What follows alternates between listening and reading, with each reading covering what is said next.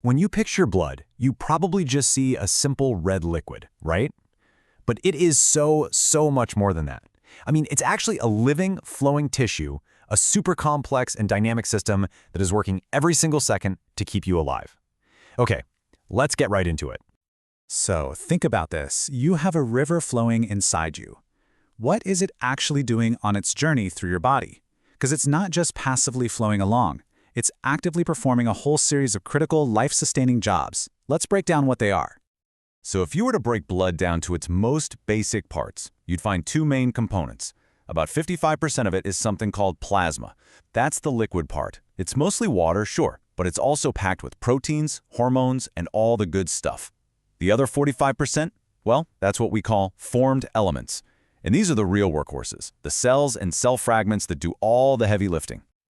All right, first up, let's talk about blood's most famous job. Think of it as your body's ultimate delivery service. And its number one package? You guessed it, oxygen. Now, the star players in this delivery service are, of course, the red blood cells. Their fancy name is erythrocytes. These guys are by far the most common cells in your blood, and they are absolute masters of specialization. They're designed for pretty much one purpose, to grab oxygen from your lungs and hustle it out to every single other cell in your body. So how do they pull this off? Well, get this. Inside every single red blood cell, you'll find about 250 million molecules of a protein called hemoglobin. You can think of hemoglobin as the tiny little seats that oxygen molecules buckle into for their ride through your bloodstream. And here's where the numbers get just staggering. Each one of those hemoglobin molecules can carry 4 oxygen molecules. So you do the math. That means a single red blood cell can carry an incredible 1 billion molecules of oxygen. Just one cell. But blood does way more than just deliver packages. It's also your frontline defense force and your emergency repair crew all rolled into one. It's your body's personal army and its on-call team of medics. The soldiers in this army are your white blood cells. And just like any good army, you've got different units with specialized jobs. You've got neutrophils. They're the first responders, always the first to rush to the scene of an infection. Then there are lymphocytes, like B and T cells. Think of them as the intelligence and command units. They actually remember enemies they fought before. And you've got macrophages. They are the heavy-duty cleanup crew, literally eating up debris and any invaders they find. So where do these specialized cells get their training? Well, some of the most important soldiers, the T cells, actually get their name from where they mature. A little gland called the thymus right behind your breastbone. That's their boot camp. They develop there before they're released into the bloodstream ready for action. Okay, now let's talk about the medics. If you get a cut, you need to stop that bleeding, and you need to do it fast. That is the job of your platelets. These guys aren't even complete cells. They're tiny little fragments just floating around in your blood, basically waiting for an alarm bell to go off telling them a blood vessel's been broken. And the whole process of stopping a bleed, it's called hemostasis, is this beautiful 3-step cascade.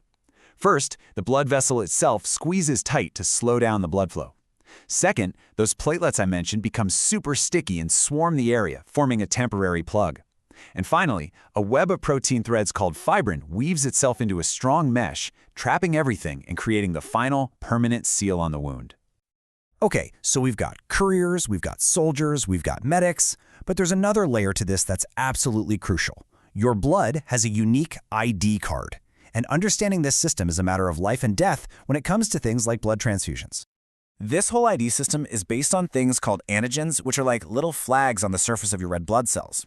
The ABO system is the one everyone knows. It's pretty simple. If you have A antigens, you're type A. If you have B antigens, you're type B. If you have both, you're AB, and if you have neither, you're type O.